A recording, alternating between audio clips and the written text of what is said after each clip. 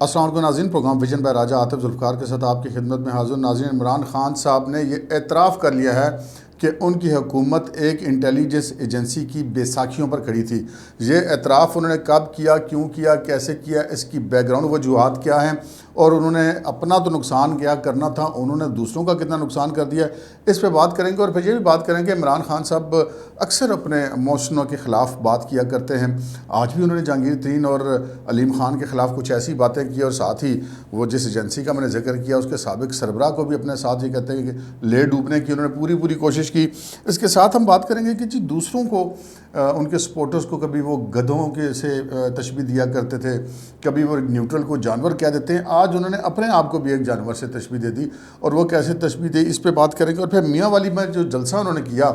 اس میں انہوں نے جو گفتگو کی وہ بالکل جسے کہتے ہیں کہ دھمکیوں پر مبنی گفتگو تھی، اور انہوں نے مسلسل یہ کوشش کی کہ جو ایک انتشار کی طرف جو سیاست کو وہ لے کے جانا چاہ رہے ہیں اس کے لیے انہوں نے دوبارہ بھرپور کوشش کی، لوگوں کو اکساتے رہے کہ یہ کر دیں وہ کر دیں گے. اس پہ بات کریں گے. اور پھر بات کریں گے کہ مریم نواز شریف صاحبہ نے اب سے کچھ دیر قبل اٹک کی تحصیل فتح جنگ میں ایک خطاب کیا ہے، اور وہ جیسا کہ زوردار قسم کے خطاب کرتی ہے اور وہ دھجیاں اڑا دیا کرتی ہیں کچھ، آج انہوں نے بھی ویسے ہی کیا. ان تمام موضوعات پہ ہم بات کریں گے، مگر اس سے پہلے کہ اپنے پروگرام کو آگے بڑھائیں آپ سے گزارش ہے کہ اگر ابھی تک آپ نے ہمارے چینل سبسکرائب نہیں کیا تو پلیز کر لیجئے، ساتھ ہی بیل آئیکن بھی دبا دیجئے تاکہ جو ہی ہمارا کوئی نیا پروگرام اپلوڈ ہوتا ہے تو اس کا نوٹیفیکیشن فوری طور پر آپ کو موصول ہو سکے. پروگرام کا باقاعدہ آغاز کرتے ہیں. جی ابھی ہم بات کرتے ہیں کہ یہ جو انٹیلیجنس والا معاملہ کیا تھا، اور وہ دوسروں کو گدھا اور نیوٹرل کو جانور کرنے کے بعد انہوں نے اپنے آپ کو کیسے مثال دی، اس پہ تو ہم بات کریں گے. ذرا بات کر لیتے ہیں پہلے آج کے تازہ دو جلسوں کی. ایک جلسہ تھا جناب میاں والی میں، عمران خان صاحب کا آبائی علاقہ، آبائی حلقہ، وہاں پر ایک جلسہ ان کا آج تھا، اور جیسے کہ توقع کی جاتی کہ چونکہ وہ ان کا آبائی علاقہ ہے تو جلسہ اچھا ہی ہونا چاہیے تھا، اور اچھا ہی جلسہ ان کا ہوا، اس میں کوئی شک کی بات نہیں ہے. لیکن جو انہوں نے آج وہاں پر تقریر کی ہے، وہ تقریر جو ہے وہ مسلسل وہ جو جب سے اقتدار سے وہ اترے ہیں، بلکہ جب سے ان کو اپنا اقتدار جانے کا خطرہ محسوس ہوا تھا، اور وہ جس قسم کی کوشش کرتے رہتے، جو آپ کو یاد ہوگا کہ وہ مسلسل تقاریر میں کہتے رہے، وہ ٹی وی پر آ کے قوم سے خطاب کرتے رہے کہ جی لوٹوں کا گھراؤ کریں، ان کو گھروں سے مت نکلنے دیں. اپنے سیاسی مخالفین کے لیے وہ اس قسم کی باتیں کرتے رہے، اور وہ اسی طرح کی باتیں آج بھی اپنے جلسے میں مسلسل کرتے رہے. مسلسل وہ اکساتے رہے لوگوں کو کہ جی آپ گھراؤ کریں، لوگوں کے گھروں کو گھیریں اور ان کو کہیں جگہ نہ دیں. اور دلچسپ بات ہے کہ انہوں نے اپنے جو سابق دو محسن ہیں جہانگیر ترین صاحب اور علیم خان صاحب، ان کے خلاف بھی بہت ساری باتیں کی. علیم خان صاحب نے تو ویسے اپنا جسے کہتے ہیں نا وہ قرض نہیں رکھا اور انہوں نے پورا کر دیا. عمران خان صاحب نے کہا کہ جی وہ جو جہانگیر ترین ہیں وہ ان کا وہ چینی والا اسکینڈل آ گیا تھا، اور پھر جو علیم خان ہیں ان کے وہ 300 ایکڑ زمین کو لیگلائز کرانا چاہتے تھے، جس کے جواب میں علیم خان صاحب نے پھر ایک میڈیا ٹاک کی، اور انہوں نے کہا کہ جناب میرے پاس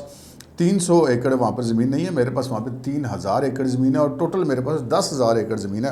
ان کا یہ کہنا تھا کہ وہ جو 300 ایکڑ زمین جس کو یہ کہہ رہے ہیں کہ میں لیگلائز کرانا چاہتا تھا، انہوں نے کہا یہ میں نے ایکوائر تو کی ہی نہیں تھی، اس کے لیگلائز ہونے کا تو مسئلہ ہی نہیں تھا، یہ تو آلریڈی میں نے پرائیویٹ مالکان سے خریدی تھی، تو اس کا تو ایسا معاملہ ہی نہیں. پھر انہوں نے کچھ مثالیں دیں کہ عمران خان صاحب کی کچھ پراپرٹیز کی مثالیں دی کہ وہ بھی جو ہے وہ براؤن زون میں بنی، براؤن زون میں نہیں بنی بلکہ گرین زون میں ہی بنی ہے، تو لہٰذا میرے اوپر بھی وہی فارمولہ لگے گا، وہ میرے لیے کوئی الگ فارمولہ نہیں ہو سکتا.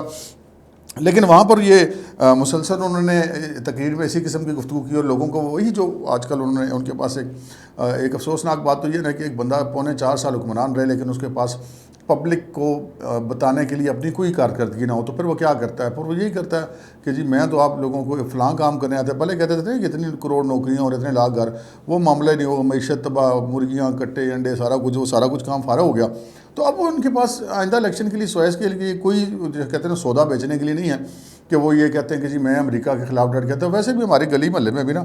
اور جب کوئی بندہ کو بہت زیادہ مطلب معاف کرنا چبلے مارے تو لوگ کہتے ہیں عذرائے مذاق ہے امریکہ کی سازش ہے. تو خان صاحب نے وہ اسی قسم کی باتیں کرنی شروع کر دی کہ امریکہ کی سازش والا وہی انہوں نے آج چورن پھر بیچنے کی کوشش کی، اور لوگوں کو کہا کہ جی میں 20 مئی کے بعد کال دوں گا تو پھر آپ لوگوں نے آنا. یہ الگ بات ہے کہ اندر کی اطلاعات یہ ہیں کہ وہ 20 مئی کے بعد والی کال جو ہے وہ ان کی مشکوک ہی ہے، وہ پتہ نہیں دے پائیں گے یا نہیں دے پائیں گے، اگر دے پائیں گے تو اس پہ عمل بھی کر پائیں گے یا نہیں کر پائیں گے. لیکن عمران خان صاحب کے اس جلسے کے بعد مریم نواز شریف صاحبہ نے ایک جلسہ کیا، اسے کچھ ہی دیر کے بعد آپ یہ سمجھ لیں کہ گھنٹے 2 گھنٹے کا فرق ہوگا ان دونوں کے جلسوں کے درمیان. تو مریم صاحبہ نے وہ جیسے ان کی عادت ہے کہ وہ تقریر تو بڑی دھواں دار کرتی ہیں، اور انہوں نے اٹک کی ایک تحصیل فتح جنگ وہاں پہ تقریر کی. اب عمران خان صاحب کو جو جلسہ تھا وہ تو ان کی آبائی علاقے میں تھا، ان کا جو حلقہ انتخاب ہے وہاں پر تھا، لیکن مریم صاحبہ نے ایک ضلع اٹک کی ایک چھوٹی سی تحصیل میں ایک جلسہ کیا، اور وہ بھی بڑا امپریسو قسم کا جلسہ تھا. وہاں پہ جو انہوں نے گفتگو کی اس کا کچھ خلاصہ اگر کیا جائے تو انہوں نے یہ 3-4 چیزوں کو موضوع بحث بنایا. انہوں نے کہا کہ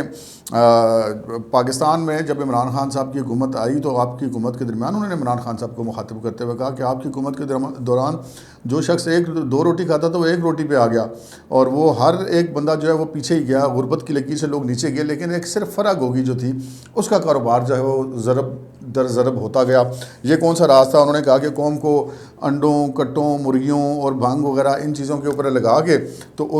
ان کے کاروبار کے بارے میں آپ کہتے ہیں کہ جو ریئل اسٹیٹ میں انہوں نے بڑا پیسہ کمایا. تو یہ ایک کیا انہوں نے کہا کہ کمال ہے کہ باقی ساری قوم، ہر بزنس مین پیچھے جا رہا تھا، ایک اکیلی فرا گوگی کا بزنس جو ہے وہ ترقی کرتا. ساتھ ہی انہوں نے یہ بھی کہا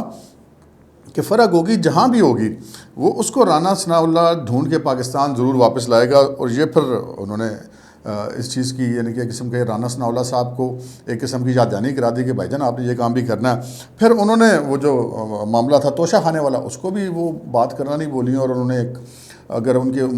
اس خطاب کو ایک ذرا مختصر کیا جائے اس ٹاپک کو، تو انہوں نے یہ کہا کہ جی پوری قوم کو آپ نے لنگر خانوں پہ لگائی رکھا ہے اور آپ خود جو ہے وہ توشہ خانہ لوٹتے رہیں. یہ مریم صاحبہ کا خیال ہے. پھر چیف الیکشن کمشنر کے والد سے نے بات کی کہ جناب ان کے اوپر الزامات وہ لگا رہے ہیں عمران خان صاحب کے جی وہ نون لیگ کے نمائندے ہیں، اور جبکہ انہوں نے کہا کہ یہی عمران خان جب یہ چیف الیکشن کمشنر کو انہوں نے خود لگایا تھا اور ان کی بڑی تعریفیں کرتے تھے. اب جب عارف نقوی کو انہوں نے حوالہ دیا کہ وہ جو امریکہ میں کیس چل رہا ہے لاکھوں ڈالر آپ ان سے وصول کرتے رہیں، اس کے علاوہ بھی آپ فارن فنڈنگ کے معاملات آپ کے سامنے آ گیا، اب آپ کو اپنا کیا دھرا سامنے نظر آ رہا ہے اور الیکشن کمیشن نے فیصلہ دینا ہے. تو اب آپ جو ہے وہ اسی چیف الیکشن کمشنر سے استعفیٰ کا مطالبہ کریں. تو استعفیٰ تو آپ کو دینا چاہیے جنہوں نے یہ سارا کچھ کیا. چیف الیکشن کمشنر نے کیا کیا ہے کہ وہ اس کا استعفیٰ دے. پھر انہوں نے جو مدینہ منورہ والا واقعہ ہوا اس کے اوپر بھی انہوں نے بات کی، اور سورہ حجرات کی وہ آیت کا ترجمہ بھی پڑھ کے سنایا جس میں انہوں نے کہا کہ اللہ پاک نے جو اپنے مخلوق ہے قرآن پاک میں جو فرمایا اور حکم دیا اس کا مفہوم انہوں نے بیان کیا کہ اپنی آوازوں کو نبی کی آواز سے بلند نہ کرو. انہوں نے کہا کہ وہ تو ادب کا سب سے اعلیٰ مقام ہے جہاں پہ یہ بات ہوتی ہے، وہاں پر پرائم منسٹر کو کے خلاف نعرے لگوائے گئے اور مریم اورنگزیب کو اس در پر جو ہے وہ گالی دی گئی، اور اس قسم کی انہوں نے باتیں کی. اور باقی انہوں نے وہ جیسے ان کی عادت ہے کہ وہ بات جب کرتی ہیں تو عمران خان صاحب کے پلے کاکھ نہیں چھوڑتی. انہوں نے مطلب ان کو کہا کہ یہ قوم کی ایک نوسط سے جان چھوٹ گئی، ایسی نوسط جو آٹا کھا گئی، چینی کھا گئی، دوائی کھا گئی، بجلی کھا گئی، سکون کھا گئی، ترقی کھا گئی، کچھ اس قسم کی. چونکہ جلسوں میں تقریروں میں تو ایسی باتیں ہوتی ہیں. اور پھر انہوں نے کہا کہ عمران خان صاحب کو اتنا دکھ اپنی کرسی جانے کا نہیں ہے جتنا دکھ شہباز شریف کو وزیر اعظم بننے کا، اور ان کو اب شہباز شریف کو وزیر اعظم دیکھنے کی عادت ڈال لینی چاہیے کیونکہ آنے والا دور نواز شریف، شہباز شریف اور پاکستان مسلم لیگ نون کا ہے. پھر انہوں نے کہا کہ وہی جو بات ہم نے آپ سے اسٹارٹ میں کی کہ انہوں نے وہ جو جنرل فیض کے حوالے سے عمران خان صاحب نے ان کے تبادلے کے حوالے سے بات کی کہ جی وہ آنکھیں تھیں اور کان تھے. انہوں نے کہا جی وہ آپ بے فیض ہوئے تو آپ کی حکومت دھڑام سے گر گئی. آپ اس کا مطلب یہ ہے کہ آپ ان افسران سے، بلکہ انہوں نے مطلب نہیں، انہوں نے واضح طور پہ کہا کہ آپ جو ہے وہ ان سے اپنے سیاسی مخالفین کی گردن دبوچنے کا کام لیتے رہے، آپ ان سے اپنی جو ہے وہ کرسی بچاتے رہے، وہ بیساکھی کا کام لیتے رہے، اور وہ جب بیساکھیاں گئیں تو آپ کی حکومت دھڑام سے گر گئی. انہوں نے عمران خان صاحب کے مارچ کو جو کہا کہ وہ لانگ مارچ یا آزادی مارچ نہیں ہے، وہ گوگی بچاؤ مارچ ہے، کیونکہ گوگی کا جو کھرا ہے وہ سیدھا بنی گالا کی طرف جاتا ہے. ابھی ہم دوسرے موضوع کی طرف اپنے چلتے ہیں جو میں نے آپ سے عرض کیا تھا کہ عمران خان صاحب جو ہے وہ عموماً دوستوں کے لیے بڑے توہین آمیز الفاظ استعمال کیا کرتے ہیں. یہ ریکارڈ کی بات ہے کہ ہمارے کہنے کی بات نہیں ہے. یہ چونکہ معاملہ ہوتا ہے وہ کاپی رائٹ کا، تو اس وجہ سے ہم یہ ویڈیو آپ کو نہیں دکھا سکتے. یہ کلپ ذرا سن لیجئے آپ. یہ انہوں نے اپنے بارے میں ان کے منہ سے کیا نکل گیا اور وہ اپنے آپ کو کیا کیا بیٹھے ہیں، یہ ذرا سنیے گا. اس سوسائٹی کا حصہ بھی تھا میں، اور بڑا ویلکم بھی کیا، اور بڑے کم برٹش سوسائٹی کے اندر لوگوں کو اس طرح ایکسیپٹ کرتے ہیں. لیکن میں نے کبھی اس کو اپنا گھر نہیں سمجھا، کیونکہ میں پاکستانی تھا. جو مرضی میں کر لوں، میں انگریز تو بن نہیں سکتا. آپ اگر گدھے کے اوپر لکیریں ڈال دیں تو وہ زیبرا نہیں بن جاتا، وہ گدھا گدھا ہی رہتا ہے. تو اس لیے اگر गधे के ऊपर लकीरें डाल दे तो वो जेबरा नहीं बन जाता, वो गधा गधा ही रहता है। तो इस आपने सुन लिया, इमरान खान साहब ने कहा कि जी मैं ब्रिटिश सोसाइटी का उन्होंने जिक्र किया और उन्होंने कहा कि जी मैं वहाँ पे बड़ा रहा, मेरे लिए वहाँ पे बड़ी एक्सेप्टेंस थी, और लेकिन मैंने कहा भाई अपने आप को बरतानिया को अपना घर नहीं समझा, क्योंकि अगर गधे के ऊपर लकीरें डाल दी जाएँ तो वो ज़ेबरा नहीं बन जाता, गधा गधा ही रहता है। तो वो दूसरों के लिए मिसाल आपको याद होगा ना, जब नवाज शरीफ साहब बाहर थे मरीम साहबा के साथ, वो सज़ा जब उनको हुई थी, उसके बाद सुनने के बाद वो कुलसूम नवाज शरीफ को हॉस्पिटल छोड़कर जब आए थे एयरपोर्ट पर, तो वो जो एक रैली थी जो मुबैना तौर पे एयरपोर्ट की तरफ नहीं जाने दी गई थी, मुस्लिम लीग नून की जो लोग निकले थे अपने घरों से नवाज शरीफ के इस्तकबाल के लिए, उस वक्त वहाँ पर एक तकरीर करते हुए उसके बाद इमरान खान साहब ने उनको तमाम लोगों को वो जो कि अपने लीडर का इस्तकबाल करने के लिए निकले थे या उसके हक़ में उन्होंने रैली निकाली थी, तो उनको उन्होंने गधे कहा था। और उसके बाद अभी कुछ ही दिन पहले की बात है, जब न्यूट्रल की बात हुई तो उन्होंने कहा जी न्यूट्रल तो जानवर होता है, और अभी भी वो उसी तरह की बात करते हैं। फिर उन्होंने ये बात दोहराई, तो वो खान साहब जो हैं वो फिर अपने लिए भी ये अल्फाज इस्तेमाल कर गए हैं। तो हुण खान साहब असी तो कुछ नहीं किया, तुसी अपने आप नहीं कहता कि मैं ज़ेबरा नहीं बन सकता। अब ये अल्फाज हम तो दोहरा भी नहीं सकते जो खान साहब ने ख़ुद अपने